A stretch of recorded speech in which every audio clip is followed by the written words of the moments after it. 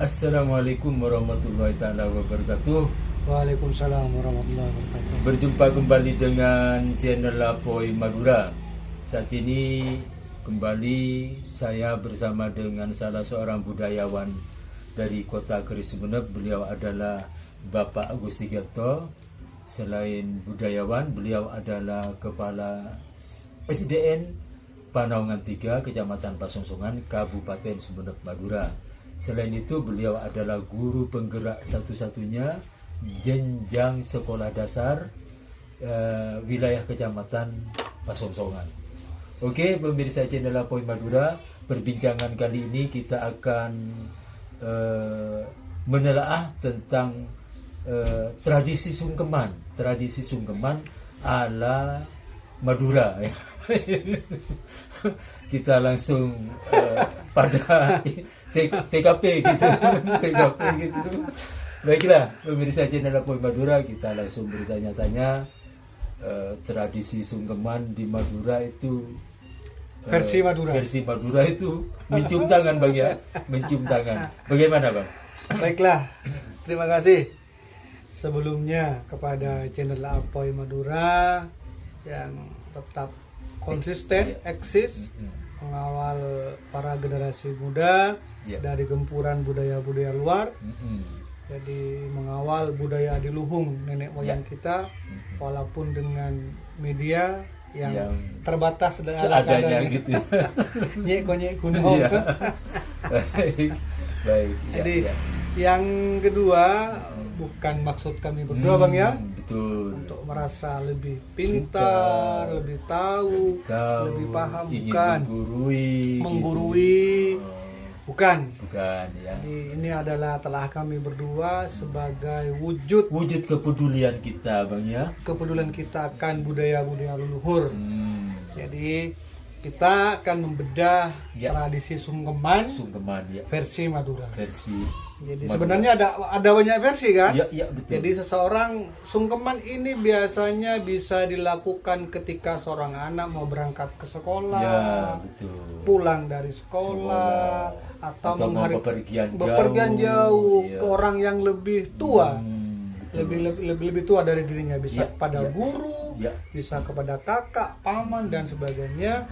Juga dilakukan ketika pas hari raya Idul Fitri atau Idul Adha. Nah, sungkem ini biasanya banyak macam Bang. Iya. Ada yang ketika sungkem tangannya gini, ada yang ada yang mencium hidung, ditaruh hidung, tangan ditaruh hidung. Itu ada yang begitu. Terus ada yang tangan juga ditaruh di pipi. Iya.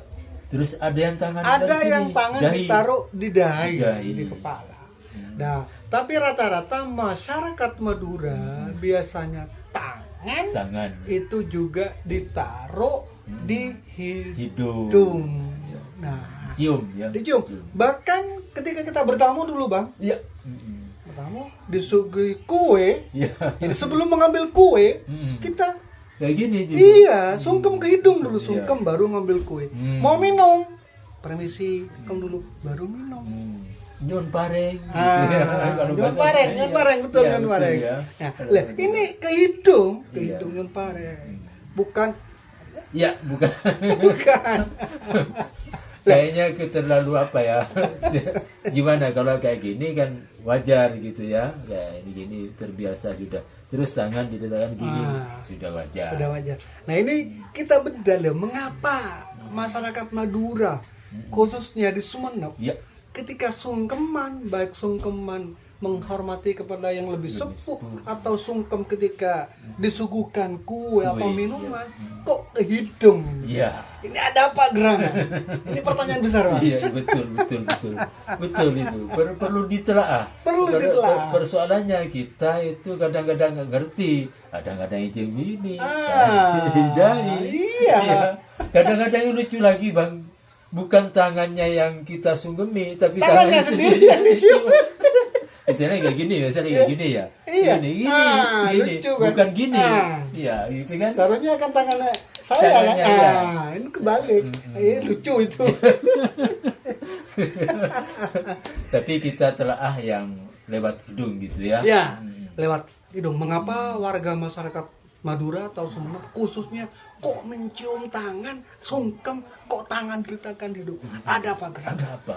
Ini pasti ada apa, katakanlah ada makna tersirat yang tujuannya adalah untuk mendidik para generasi muda. Betul. Iya. Nah, baiklah. Ini masuk pada ilmu-ilmu kasepuhan, Bang, ya. Ilmu kasepuhan. Menurut ilmu kasepuhan kan bahwa ilmu sepuh katanya Iya. bahwa manusia itu ada 4 nafsu dalam diri manusia. Iya. Ada nafsu luama, ada nafsu sufia, ada amarah, ada nafsu mutmainnah. Iya. Jadi luamah dilambangkan dengan cahaya hitam, terus sufiah dilambangkan dengan cahaya merah, terus sufia dilambangkan dengan cahaya kuning, ya. terus mutmainnah dilambangkan dengan cahaya putih. Nah, Iya. ternyata menurut ilmu kasepuhan kita bedah terlebih dahulu nafsu yang pertama yaitu nafsu yang berasal dari cahaya hitam, yaitu nafsu luamah. Iya. Nafsu luamah yang ada pada diri manusia ini adalah keinginan hati, misalnya ada perasaan ngantuk, ada perasaan lapar, dan sebagainya yang menyangkut kebutuhan indrawi, Pak. Itu biasanya tempatnya di perut. Nafsu luamah ini tempatnya di perut. Lapar. Ketika haus, haus. Iya. Ketika misalnya kenyang, otomatis ngantuk kan. Betul. Itu dulunya nafsu luamah itu. Katanya orang Madura bila puser ini melak ya, mata terpejam. Sebaliknya ketika puasa lapar. Iya. Puser ngantuk. Iya. Mata melak. Iya. Jadi, nah, nafsu luamah ini itu bikin ngantuk, bikin haus, bikin lapar dan sebagainya. Ternyata bertempat di perut dan lahirnya keinginan tersebut, masuknya keinginan tersebut dari mulut. Jadi bertempat di perut, lahirnya keinginan tersebut dari mulut. Iya. Itu. Jadi ketika sungkem melihat mulut, jadi dia memanjakan nafsu luamah, maksud perutnya, kebutuhan perutnya. Luar biasa, baru tahu saya ini pemirsa saya ini tentang ini. Terus yang kedua yaitu nafsu yang berwarna merah. Amarah. Ya. Ini berhubungan dengan nafsu angkara murka, nafsu emosi. Tidak label emosinya sebentar marah. Temperamental gitu ya. Temperamental. Nah, ini di dalam diri manusia itu tempatnya nafsu ini adalah di empedu.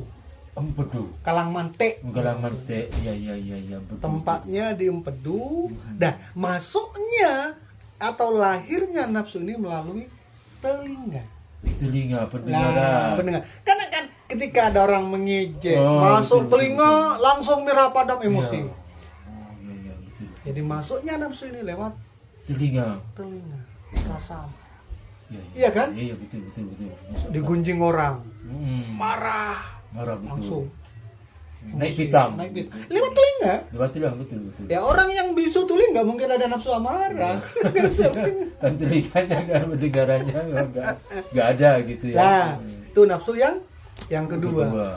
Kemudian setelah nafsu amarah, ada nafsu yang ketiga warna kuning. Yaitu nafsu sufia. Nah, nafsu sufia ini ada erat kaitannya dengan nafsu yang pertama, tapi ini berhubungan dengan kesenangan. Dugem gitu ya. Berhubungan dengan rasa-rasa senang. Kesenangan indrawi. Ya, ternyata ini di dalam diri manusia nafsu ini duduknya tempatnya di organ limpa. Di organ limpa.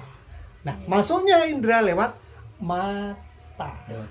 Ngelecer. Iya. Tetangga punya TV, pingin juga beli TV lewat mata karena melihat. Tidak penglihatan gitu ya. Kesenangan kan, mobil kan, mobil kesenangan. Mobilnya itu bagus. Iya bagus, pengen beli juga. punya cincin pingin juga, rumah bagus pingin juga. Nafsu yang berhubungan dengan kesenangan, mata. Betul. Jadi kalau yang sungkem lewat mata, betul. berarti dia memanjakan mata. Memanjakan mata. Nah ini nafsu yang terakhir. Ya. Ini nafsu yang dilambangkan dengan warna putih, yaitu nafsu mutmainnah. Iya. Nah, nafsu ini ternyata berhubungan dengan sifat-sifat utama manusia. Misalnya berpuasa, bertirakat, keinginan beribadah, beribadah, gitu ya. bertirakat, gitu ya. itu nafsu mutmainnah. Dan tempatnya di tulang dalam organ tubuh manusia. Di tulang. Tepatnya di tulang, menyeluruh. Putih. Gitu ya. Putih. Dan masuknya, lahirnya nafsu ini di hidung. Organ yang paling jujur adalah hidung. Iya, nggak bisa berbohong. Nggak bisa berbohong. Ketika harum itu lewat misalnya ada bangkai, langsung spontan menutup hidung. Iya. Ketika ada wangi-wangian, coba itu dihirup gitu, langsung harum. Jujur, organ paling jujur adalah hidung. Makanya dilambangkan nafsu mutmainnah, nafsu yang menunjukkan kepada hal yang paling utama. Makanya di tradisi Madura, tradisi Sumenep, ketika salim atau sungkem ditaruh di hidung. Betul. Diharapkan dalam diri manusia di antara keempat nafsu mutmainnah lah yang mengendali. Itu yang pertama. Yang kedua, ketika kita sungkem, paling tidak kita dinasihatkan agar kita jujur sebagaimana hidung. Fungsi hidung. Berangkat sekolah, gitu. cium tangan. Jujurlah kamu sebelum berangkat. Pulang juga seperti itu. Betul.